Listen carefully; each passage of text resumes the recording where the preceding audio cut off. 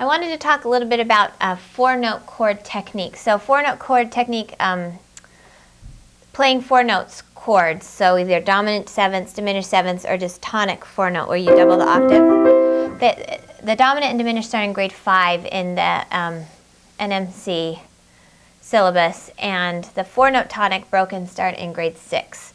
So let's just talk about that a little. Probably the key to doing these is not to keep your hands spread out. So for example, I'll take the four-note tonic because that is a little clearer.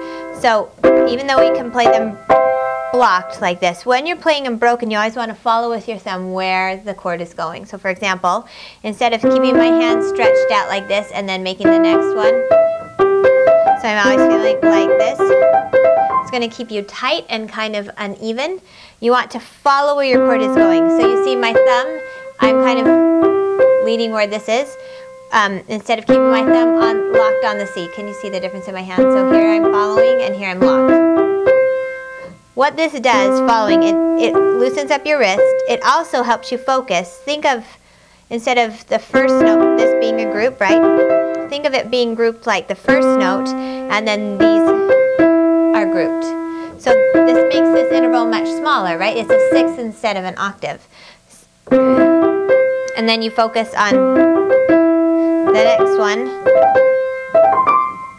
So then it's just a fifth you're dealing with coming down. So you look, but you see where my thumb is? It follows here. So here's me stretched out. This can cause accuracy problems too because you're stretched out instead of this smaller space. I'm already here. And it also lets you use this pivot where this pivot in your arm, right? Which is the most relaxed, repetitive motion we can do in our hand. We could do this all day long and never get tired. So practicing them grouped. And really feeling that motion. Sorry.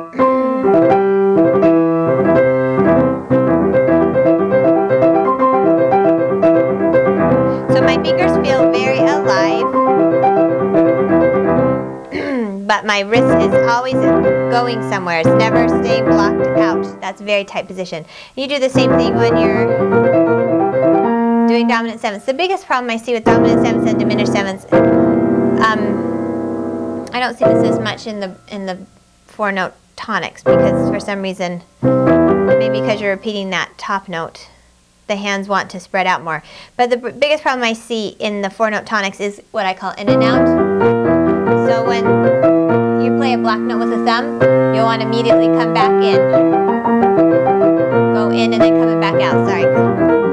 Instead of staying in the black keys and I would play these closer together. But see how I stay in the black key?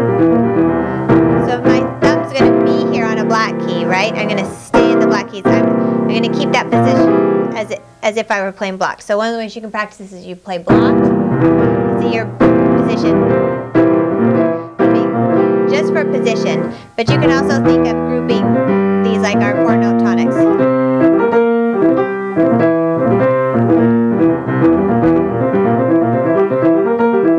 But it's very little motion. Same thing if I were doing a diminished seventh. Had some mistakes.